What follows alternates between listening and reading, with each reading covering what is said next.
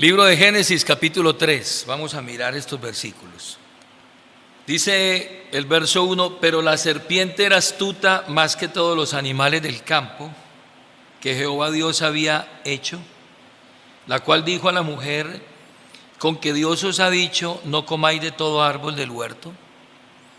Y la mujer respondió a la serpiente: del fruto de los árboles del huerto podemos comer, pero del fruto del árbol que está en medio del huerto, dijo Dios, no comeréis de él, ni le tocaréis, para que no muráis. Entonces la serpiente dijo a la mujer: no moriréis, sino que sabe Dios que el día que comáis de él, serán abiertos vuestros ojos y seréis como Dios, sabiendo el bien y el mal. Y vio la mujer que el árbol era bueno para comer, y que era agradable a los ojos, y árbol codiciable para alcanzar la sabiduría. Y tomó de su fruto y comió, y dio también a su marido, el cual comió así como ella.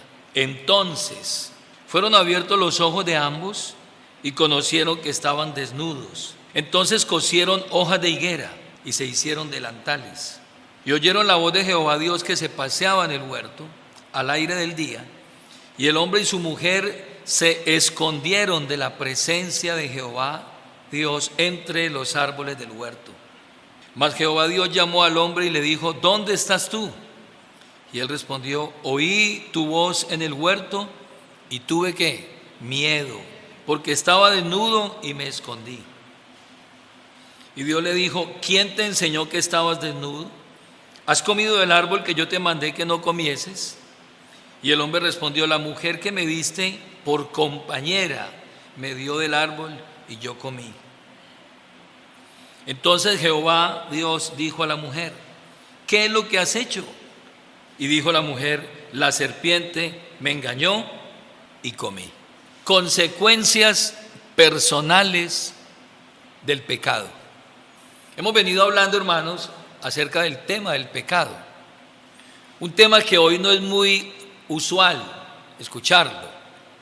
Poco hoy se habla del pecado, ignorando que el pecado es la causa de todos los males que hay hoy en el mundo.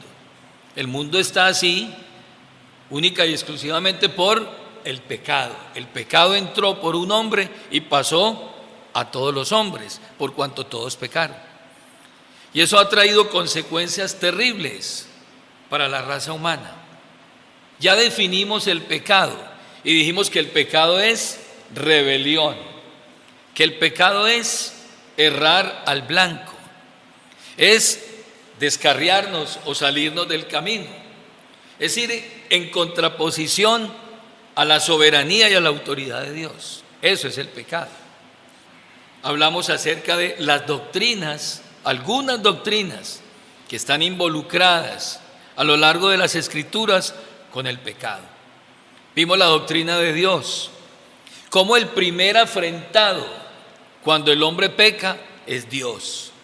El Salmo 51 dice: contra ti solo he pecado y he hecho lo malo delante de tus ojos. El ser humano a veces piensa que está pecando contra la sociedad, contra su familia, contra sus vecinos, contra su prójimo. Y es verdad, hay una afrenta contra los seres humanos, pero antes de pecar contra el hombre, hay un pecado ¿contra quién? Contra Dios, porque se está vulnerando la ley de Dios. Hablamos también de la doctrina del hombre, el hombre en su depravación, y dijimos que el hombre no es pecador porque peca, sino que peca porque es pecador. Es decir, la naturaleza del hombre es pecadora y él comete pecado, vive en pecado y ama el pecado, porque la Biblia dice que amaron más las tinieblas que la luz. No es que el hombre aborrezca el pecado, es que finalmente ama el pecado, ama las tinieblas, y por eso no vienen a la luz para que sus obras no sean hechas manifiestas. La obra del Señor es quitarnos a nosotros ese amor, esa atracción por el pecado a través del nuevo nacimiento, y nosotros pasamos ya a amar y poner nuestro amor en Dios, donde debe estar, porque hay un amor puesto en el lugar equivocado. Escuche bien esto. Hay un amor en el ser humano colocado o puesto en el lugar equivocado. Jesús dijo: aman más las tinieblas que la luz. Podríamos decir que el amor es bueno, pero cuando el amor está puesto en el lugar equivocado, se vuelve pecaminoso. Amar las tinieblas es pecado, aunque es amor, pero está puesto en el lugar equivocado, en las tinieblas. Nosotros debemos amar la luz. Juan dice allí en su primera carta: no améis al mundo. La gente ama al mundo, ama las cosas del mundo. Y es un amor equivocado, puesto en el lugar equivocado. Nosotros no debemos ni amar las tinieblas, ni amar al mundo, sino amar ¿a quién? A Dios. Es el primer mandamiento. Así que hemos hablado acerca del pecado en todas esas dimensiones. Hoy vamos a reflexionar acerca de las consecuencias de la caída. Y vamos a hablar de esas consecuencias, efectos o el impacto que tiene el pecado en la vida personal, en la vida del individuo. Y el mejor libro para ver esas consecuencias es el libro de Génesis. Vaya allí al capítulo 3 y vamos a ver quién es el origen del pecado. Este texto nos muestra quién es el origen del pecado. El origen del pecado no es Dios. Algunos dicen: si Dios sabía que el hombre iba a pecar, entonces ¿por qué lo creó? Son planteamientos para el hombre evadir la responsabilidad. Dios no es el artífice ni el autor del pecado. La Biblia dice que Dios no puede ser tentado por el mal, ni Él tienta a nadie. Él no es el origen del pecado. Pero tampoco el origen del pecado es el hombre. Hay un ser que la Biblia muestra claramente que es en él nació el pecado. Mire el versículo 1 del capítulo 3 de Génesis. Pero la serpiente era ¿qué? Astuta. Cuando uno mira estos versículos en Apocalipsis 12:9, habla de la serpiente antigua, diablo o Satanás. Dice el texto: y fue lanzado fuera el gran dragón, la serpiente antigua, que se llama ¿qué? Diablo y Satanás, el cual engaña al mundo entero. Fue arrojado a la tierra y sus ángeles fueron arrojados con él. ¿Quién era esa serpiente de Génesis 3:1? Satanás. Ahí está claramente descrito que esa serpiente era Satanás. Y hay una particularidad, hay una característica: astuta, engañador, engaña, muestra una cosa, pero en el fondo lleva otro propósito. Él encarna, oído a esto, él encarna el engaño, la mentira. La Biblia lo llama padre de mentira, lo llama acusador, lo llama engañador.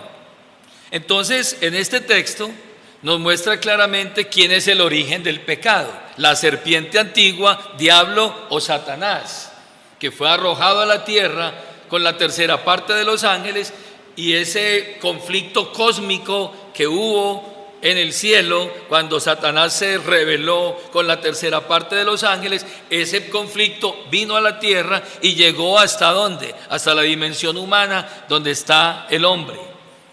Y ahora dice que era más astuta que todos los animales del campo que Jehová Dios había hecho, la cual dijo a la mujer.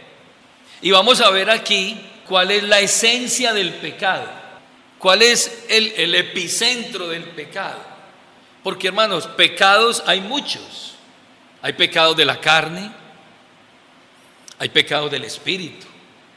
El pecado yo diría que es muy polifacético, tiene muchas ramas, ¿cierto? Adulterio, fornicación, idolatría, son 1000 cosas. Pero en el fondo, el pecado se resume en una cosa. Lea el versículo 1, la última parte. Con que Dios os ha dicho, no comáis de todo árbol del huerto. Ahí está el pecado, ese es el pecado. Todo se resume en eso. ¿Y en qué consiste el pecado? En cuestionar, en poner en tela de juicio, en poner en duda, ¿qué cosa? La palabra de Dios. Ese es el pecado. Ese es el origen del pecado. Ese es el centro del pecado. Cuando el ser humano cuestiona, pone en duda, ¿qué cosa? La palabra de Dios. Con que Dios os ha dicho, no comáis de todo árbol del huerto. Yo le pregunto en este momento a usted, ¿eso era verdad o eso era mentira? Dejemos que la misma Biblia nos responda esa pregunta. Váyase al capítulo 2, el verso 7. Vamos a ver si eso era verdad o mentira. Entonces Jehová Dios formó al hombre del polvo de la tierra, sopló en su nariz aliento de vida y fue el hombre un ser viviente. Y Jehová Dios plantó un huerto en Edén, al oriente, y puso allí al hombre que había formado. Y Jehová Dios hizo nacer de la tierra todo árbol delicioso a la vista y bueno, ¿para qué? Para comer. Entonces, ¿para qué hizo Dios los árboles? Y el fruto de los árboles, ¿para qué? Para comer. También el árbol de la vida en medio del huerto y el árbol de la ciencia del bien y del mal. Lea el versículo 15. Tomó pues Jehová Dios al hombre y lo puso en el huerto del Edén para que lo labrara y lo guardase. Y mandó Jehová Dios al hombre diciendo, de todo árbol del huerto podrás ¿qué? Entonces la pregunta ¿es verdad o es mentira lo que Satanás dijo? Es mentira, porque él dijo, con que Dios os ha dicho, no comáis de todo árbol del huerto. Él no dijo eso. Él dijo, de todo árbol del huerto podrás comer.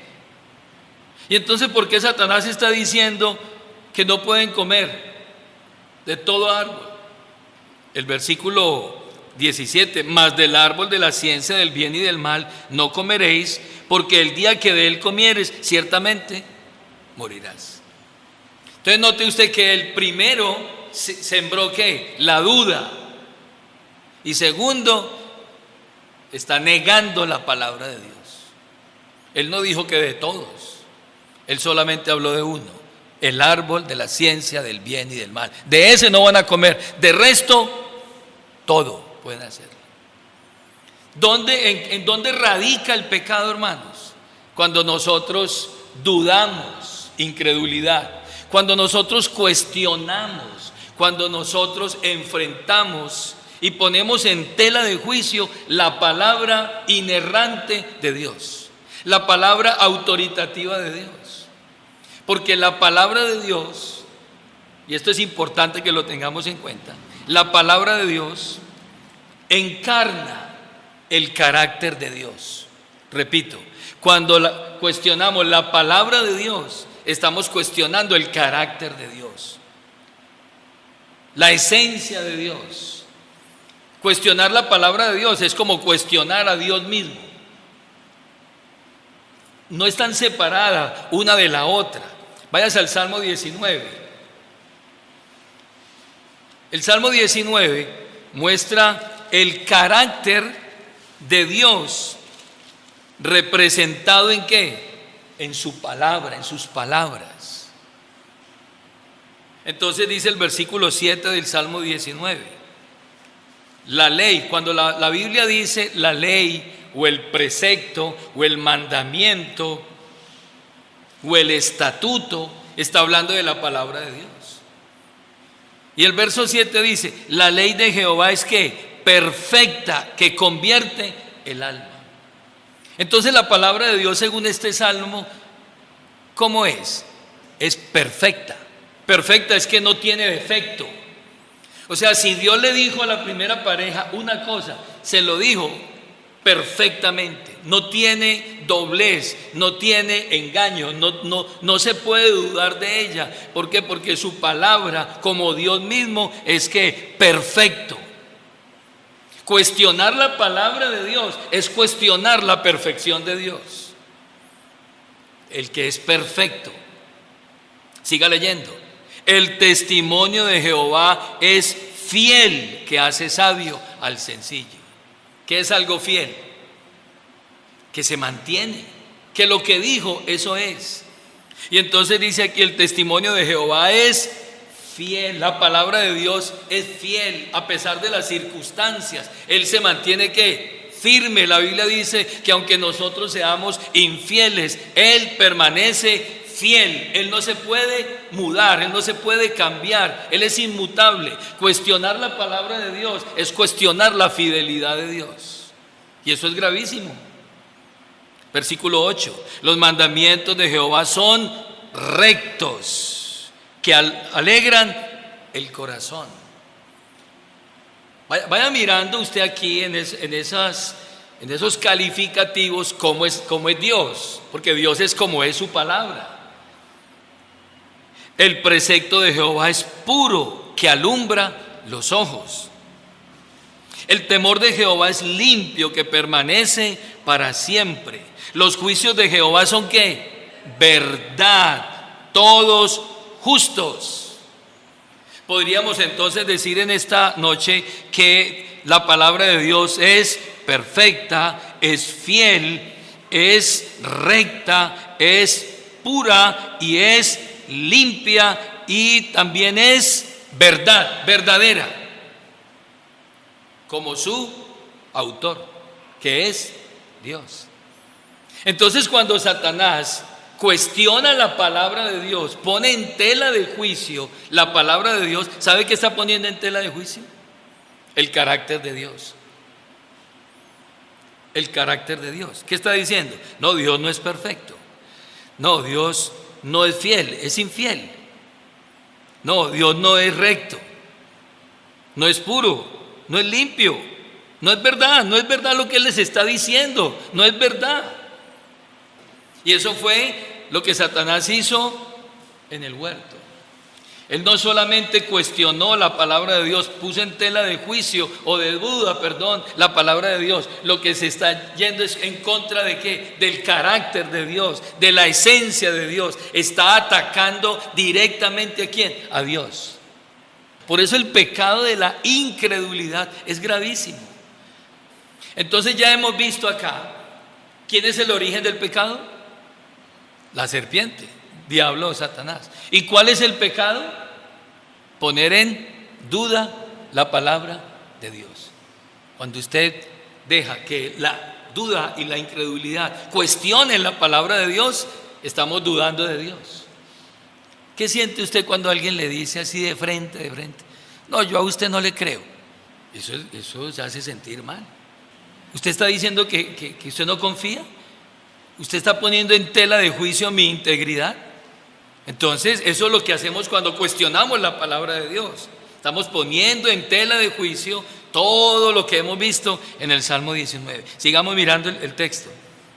Y la mujer respondió a la serpiente: del fruto de los árboles del huerto podemos comer, pero del fruto del árbol que está en el medio del huerto, dijo Dios, no comeréis de él, ni le tocaréis, para que no muráis.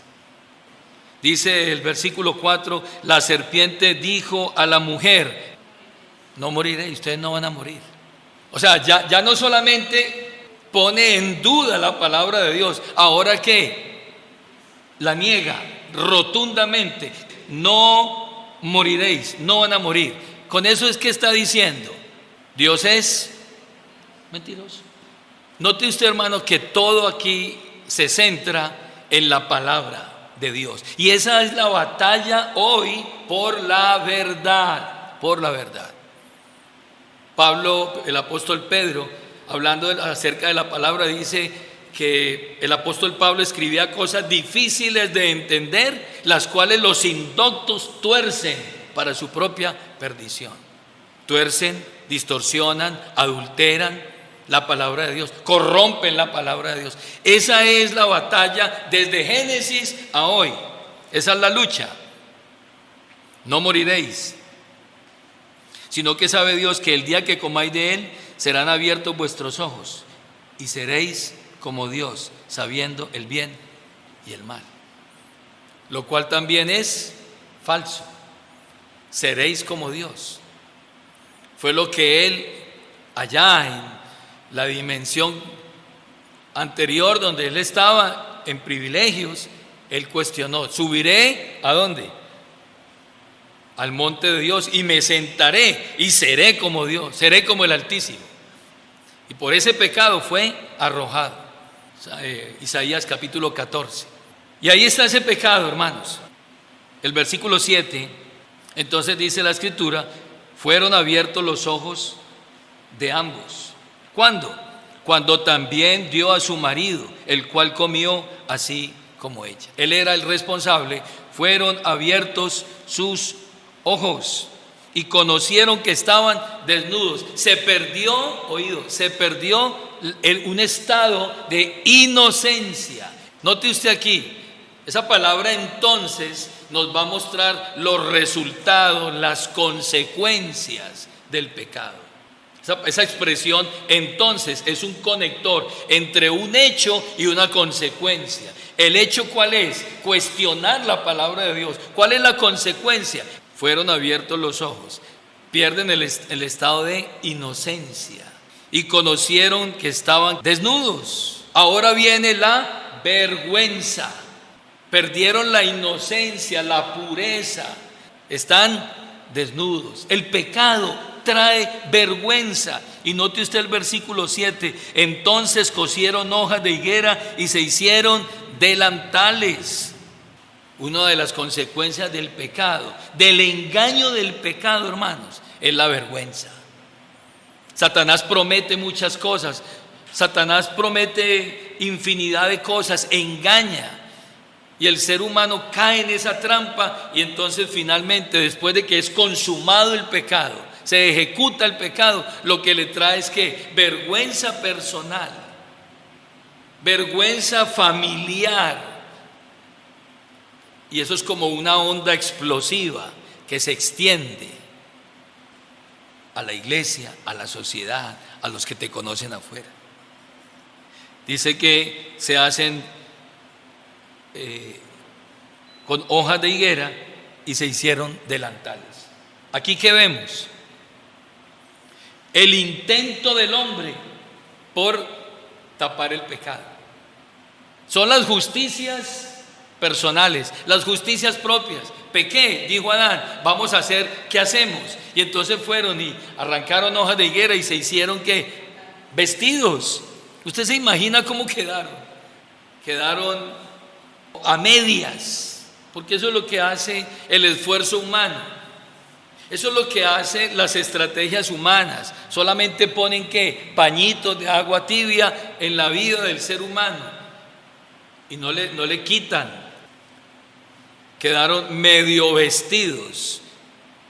Versículo 8: oyeron la voz de Jehová Dios que se paseaba en el huerto al aire del día, y el hombre y su mujer se escondieron de la presencia de Dios. Otra consecuencia: el hombre huye de Dios, se rompe la relación y el hombre se aleja de Dios y huye de la presencia de ¿quién? De Dios. La Biblia dice: huye el impío sin que nadie lo persiga, mas el justo anda confiado como un león. El pecado trae vergüenza, pero también hace que el hombre se aleje de Dios. Dios no se aleja del hombre, el hombre se aleja de Dios.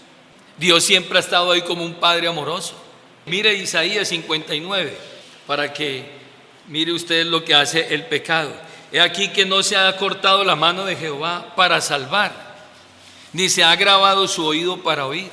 Verso 2: pero vuestras iniquidades han hecho división entre vosotros y vuestro Dios, y vuestros pecados han hecho ocultar de vosotros su rostro para no oír. ¿Han hecho qué? División. división. ¿Los pecados de quién? Del hombre. El hombre peca y se aleja. El hombre peca y se divide. El hombre peca y se aleja de Dios. Consecuencia del pecado, alejarse. Siga mirando el texto. Versículo 8. Y el hombre y su mujer se escondieron de la presencia de Jehová. Verso 9. Mas Jehová Dios llamó al hombre y le dijo: ¿dónde estás tú? No es una pregunta de geolocalización, no le está diciendo en qué lugar estás. De hecho, Dios sabe. Es cuál es tu situación, tu circunstancia, tu estado. Y él respondió: oí tu voz en el huerto y tuve miedo. Otra consecuencia del pecado. El miedo, el temor, el horror. Es un estado del ser humano en su pecado. El versículo 11. ¿Quién te enseñó que estabas desnudo? ¿Has comido del árbol que yo te mandé que no comieses? Y el hombre respondió: otra consecuencia del pecado. Escuche bien: la mujer que me diste por compañera me dio del árbol y yo comí. Esa consecuencia del pecado es la culpa. Entonces, con el pecado viene la culpa, viene el miedo, viene la división, la separación. Pero aquí dice ella. ¿Qué está haciendo Adán ahí? Echándole la culpa ¿a quién? A la mujer. Pero en realidad no le está echando la culpa a la mujer, porque lo que él dice es: la mujer que me diste. O sea, que ¿quién es el culpable? Según él, Dios es el culpable, porque es que usted fue el que me la dio. Y si usted me la dio, entonces la culpa es suya. Eso es rebelión. Impresionante. En realidad, Adán está culpando a Dios. Y usted no ha escuchado por ahí gente echándole la culpa a Dios de todos los fracasos, echándole la culpa de las guerras, echándole la culpa del hambre del mundo. Si Dios verdaderamente existiera, no estaríamos como está. ¿Por qué permite Él que los niños mueran? ¿Y que por qué permite? Y el hombre se descarga ¿en quién? En Dios, echándole la culpa a Dios. Esa es una reacción propia ¿de qué? Del pecado en el ser humano, que está en rebelión. Dios le pregunta a Eva qué había hecho y qué dijo ella. Le echó la culpa a la serpiente. La serpiente me engañó y yo comí. ¿Sabe cuál es el estado natural del pecador? Siempre echarle la culpa a otros. Y nunca asume que la responsabilidad. No es que mi mujer, no es que mi esposo, no es que mis hijos, no es que mi papá, no es que mi mamá, no es que mi jefe, no es que yo vivo en... Pero nunca el ser humano dice yo. Pero cuando él saca la culpa o evade la culpa, evade la responsabilidad, finalmente está diciendo: es Dios, tú me hiciste así. Y algunos dicen: es que Dios me hizo así, yo no tengo la culpa. O es que los cambas somos así. No es que los cambas sean así, o es que los colombianos somos así. No es eso.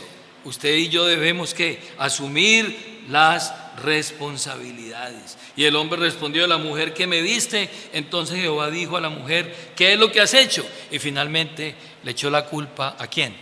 A la serpiente. Hermanos, tomo las palabras del pastor John MacArthur. Abro comillas, dice: el pecado promete esclarecimiento.